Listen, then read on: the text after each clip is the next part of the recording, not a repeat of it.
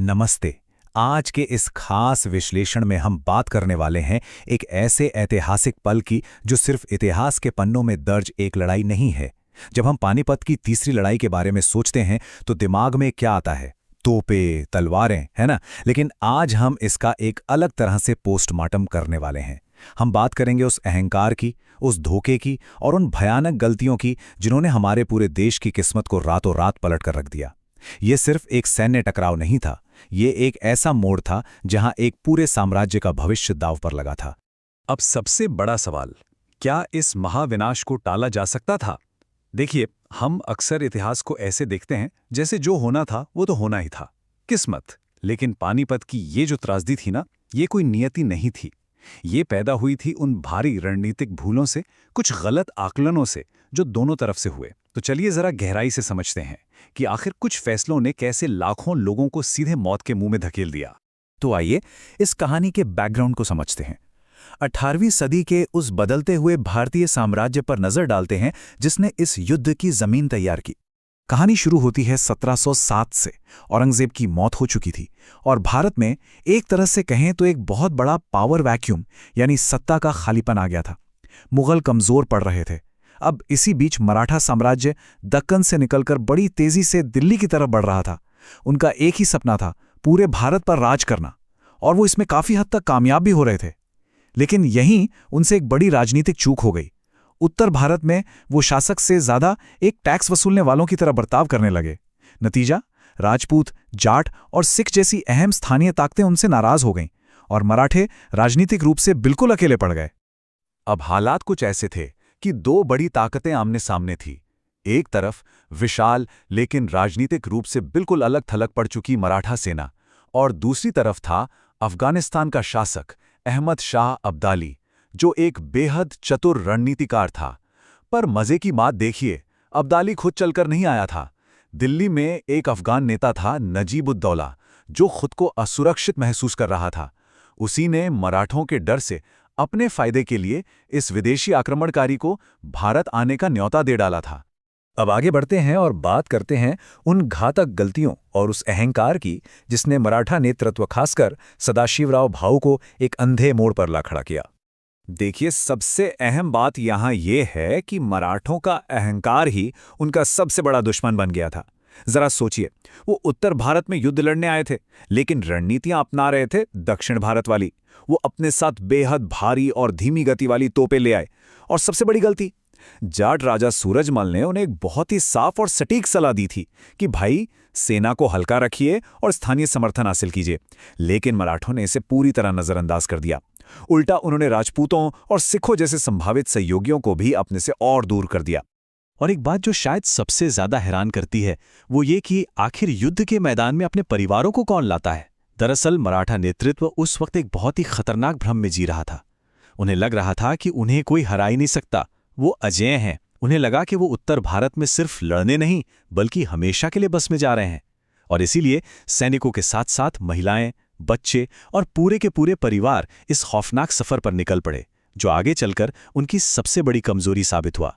तो लड़ाई के असली मैदान में उतरने से पहले आइए उस जानलेवा घेराबंदी को समझते हैं जिसने महीनों तक मराठों को तिल तिल कर मारा। अब्दाली की रणनीति सच कहूं तो बेहद चालाक थी। वो बहुत अच्छे से जानता था कि मराठों से सीधे टकराना कोई समझदारी नहीं है। तो उसने क्या किया? उसने सबसे पहले नजीब-उद-दौला जैसे स्थानीय नेताओं को अपने पाले में किया और फिर चली एक बहुत ही घातक चाल।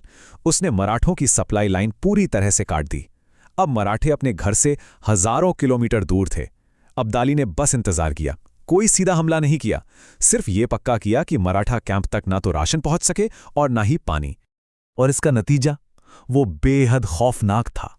मराठा सेना पानीपत के मैदान में महीनों तक बुरी तरह फंसी रही। खाना खत्म हो चुका था, घोड़े मरने लगे थे, हालात इतने बदतर हो गए थे कि सैनिकों को घास तक खानी पड़ी। जरा कल्पना कीजिए उस स्थिति की। भूख और हताशा ने उन्हें अंदर से तोड़ दिया था।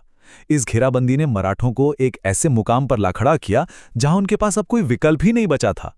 उन्हें ये युद्ध लड़ना ही था, चाहे वो इसके लिए तैयार हो या ना हो। और फिर आखिरकार वो दिन आ ही गया, 14 जनवरी 1761, जब ये खूनी टकराव शुरू हुआ। 14 जनवरी 1761 ये सिर्फ एक तारीख नहीं है, ये भारत के इतिहास का एक बहुत ही भारी और दर्दनाक पन्ना है। सुबह के वक्त जब कड़ाके की ठंड और धुंध के बीच युद्ध शुरू हुआ तो एक पल के लिए ऐसा लगा कि मराठों का पलड़ा भारी है। उनका भारी तोपखाना अब्दाली की सेना पर हावी हो रहा था और उन्हें पीछे धकेल रहा था। शुरुआत के कुछ घंटों में तो ऐसा लग रहा था कि मानो मराठे अपनी बहादुरी के दम पर इस हारी हुई बाजी को भी जीत में बदल देंगे, लेकिन अब्दाली के दिमाग में कुछ और ही चल रहा था। तभी अब्दाली ने अपनी पिंसर मूवमेंट यानी दोनों तरफ से घेरने की वो मशहूर रणनीति चल दी, जिसने पूरे युद्ध का रुख ही पलट दिया। हुआ यूं कि जैसे ही मराठे अपनी भारी तोपों के साथ जोश में आगे बढ़े, अब्दाली ने अपने तेज तर्रार अफगान घुड़सवारों को दोनों तरफ से अचानक हमला करने का इशारा कर दिया। अब मराठों की जो तोपें कुछ देर पहले तक उनकी सबसे बड़ी ताकत थी ना, वही अब उनके गले की हड्डी बन गई। वो इतनी भारी थी कि उन्हें तुरंत दूसरी दिशा में घुमाया ही नहीं जा सकता था, और देखते ही देखते मराठा सेना चारों तरफ से बुरी तरह घिर गई। लेकिन इस पूरी जंग को हमेशा के लिए पलटने वाली घटना कुछ और थी। एक ऐसी सूक्ष्म लेकिन विनाशकारी घटना घटी जिसने सब कुछ खत्म कर दिया।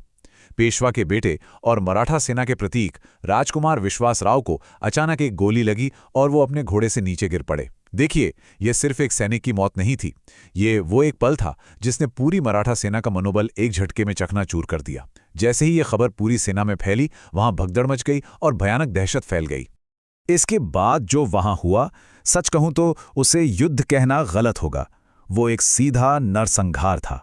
अब्दाली की सेना ने चारों तरफ से मौत बरपाना शुरू कर दिया और कुछ ही देर में पूरा मैदान लाशों से पड़ गया। सबसे दुखद बात यह थी कि इस त्रासदी में सिर्फ सैनिक ही नहीं मारे गए, बल्कि उनके साथ आए हुए वो हजारों नागरिक, वो महिलाएं और बच्चे भी बेदर्दी से मार डाले गए। इस एक अकेले दिन ने मराठों के उत्तर भारत पर राज करने के सपने को हमेशा के लिए दफन कर दिया। अब इस खून से सने मैदान से थोड़ा पीछे हटते हैं और इसके उन बड़े भू राजनीतिक परिणामों को देखते हैं जिन्होंने पूरे उपमहाद्वीप की शक्ल ही बदल दी। इस लड़ाई के नतीजे बहुत ही गहरे और दूरगामी थे।